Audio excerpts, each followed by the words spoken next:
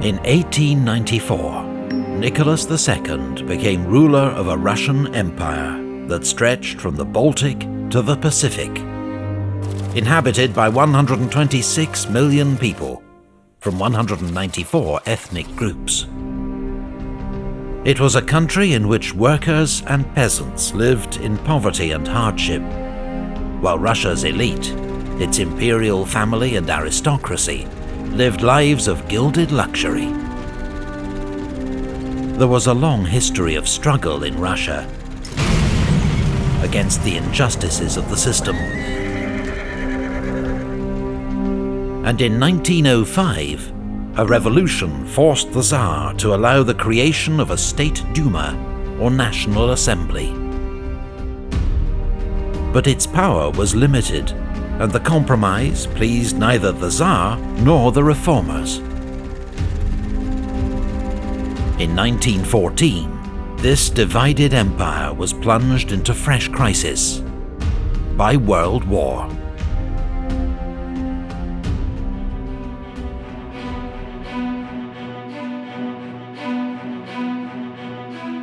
World War I was a disaster for Tsarist Russia.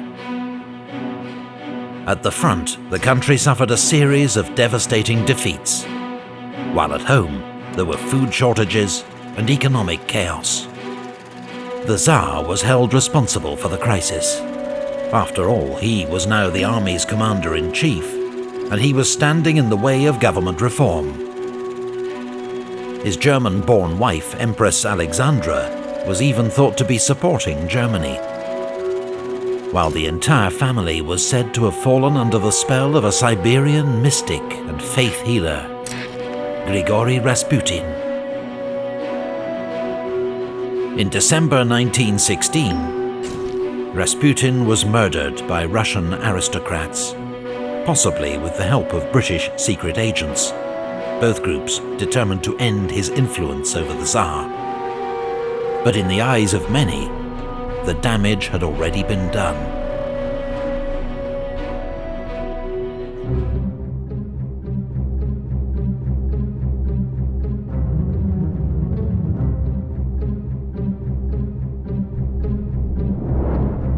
On the 23rd of February 1917, thousands of women took to the streets of the Russian capital, Petrograd, to mark International Women's Day and protest over bread shortages.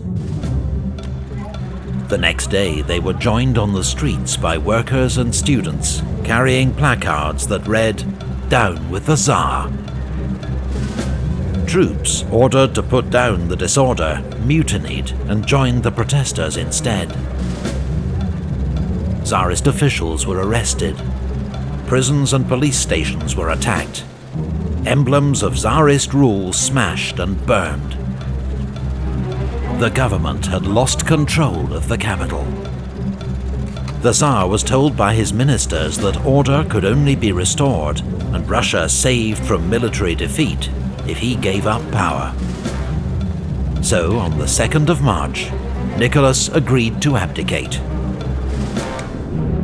In just 10 days, 300 years of Romanov rule had come to an end.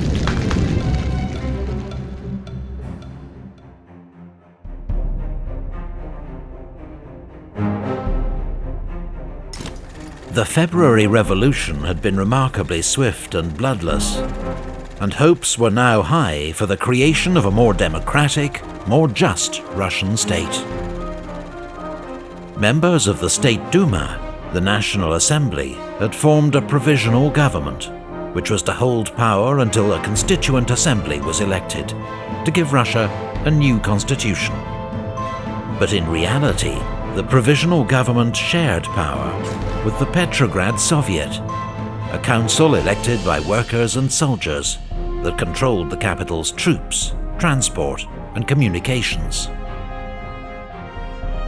The Petrograd Soviet, dominated by the Socialist Revolutionary Party and the Marxist Menshevik Party, was much more radical than the provisional government. Yet it supported the government's decision to continue the war and honor the commitments that Russia had made to the Allies. It was a fateful decision that ultimately played into the hands of one of the smaller parties, the Bolsheviks.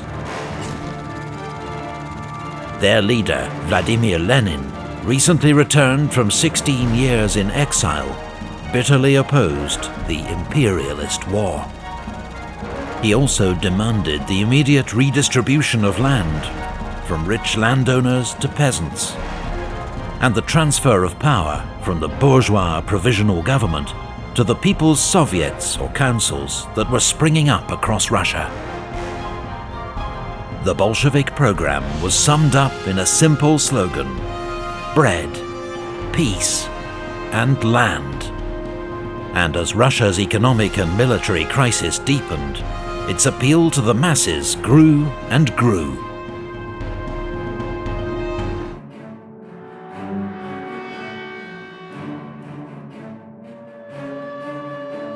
In June, a new Russian military offensive ended in disaster, with 400,000 Russian casualties, massive desertions, and the collapse of army morale and discipline. In July, soldiers and sailors in Petrograd mutinied. They were joined in the streets by workers with Bolshevik support. But troops loyal to the Provisional Government opened fire on the protesters and dispersed the crowds. A police crackdown followed, leading to the arrest of several Bolshevik leaders, including Leon Trotsky, while Lenin, with the help of Joseph Stalin, fled to Finland, traveling with forged papers under the name of Konstantin Ivanov. A socialist and stirring orator named Alexander Kerensky became Russia's new prime minister, and was hailed as the man who would save Russia from anarchy.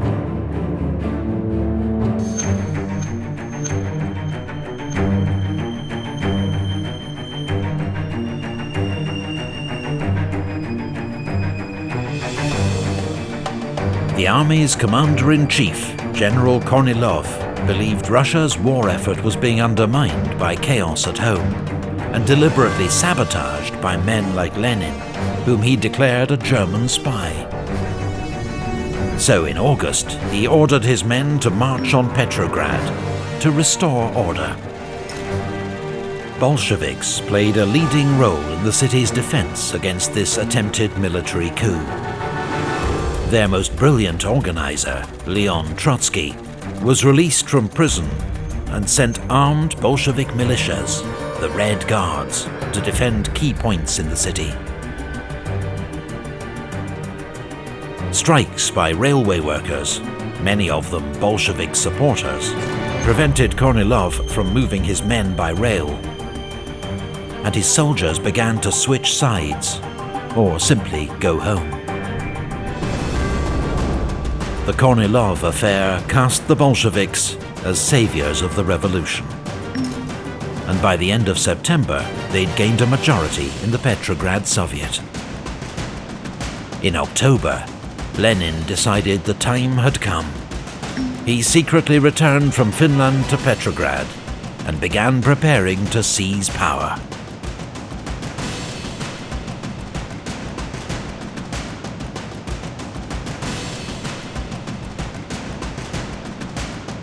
On the 25th of October, the Bolsheviks made their move. Red Guards and loyal troops seized key points around the capital, and that night they stormed the Provisional Government's headquarters at the Winter Palace, an event later immortalized by Bolshevik propaganda and the great Soviet filmmaker Sergei Eisenstein. Kerensky fled the city at the last moment, narrowly avoiding capture. And the next day, at the Second All-Russian Congress of Soviets, Lenin announced the overthrow of the Provisional Government.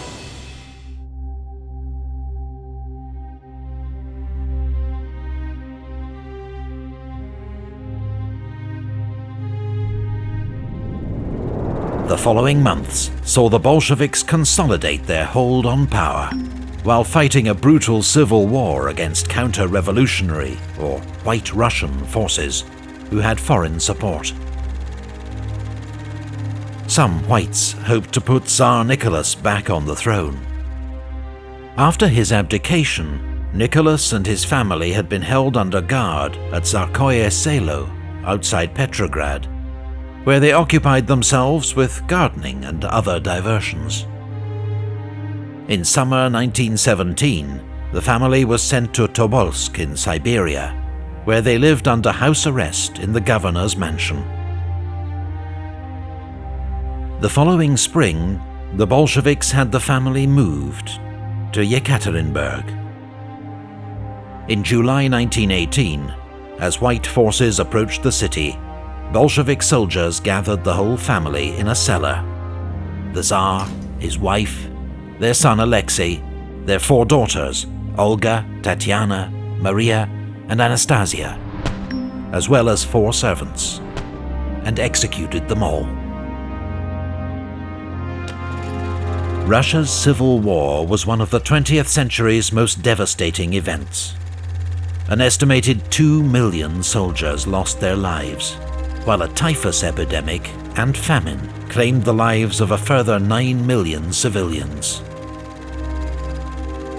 By the end of 1921, the Bolsheviks had emerged victorious, and under Lenin's determined and uncompromising leadership, set about building a new socialist order.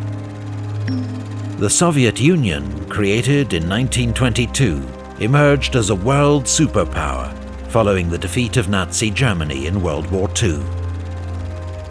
But it would always remain a single-party state, where all opposition or dissent was ruthlessly suppressed.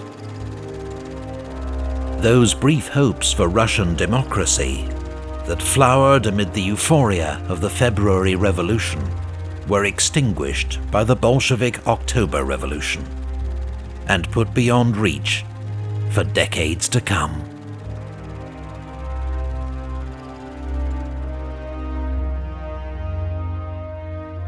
Bridgman Images are the leading supplier of art, culture, and historic images and footage. Representing many of the world's finest museums, collections, and artists, their experts are ready to help with research and copyright for projects ranging from TV and film to publishing and advertising. For more information, please visit bridgmanimages.com. Epic History TV depends on fan donations through its Patreon page. Please click the link to find out more.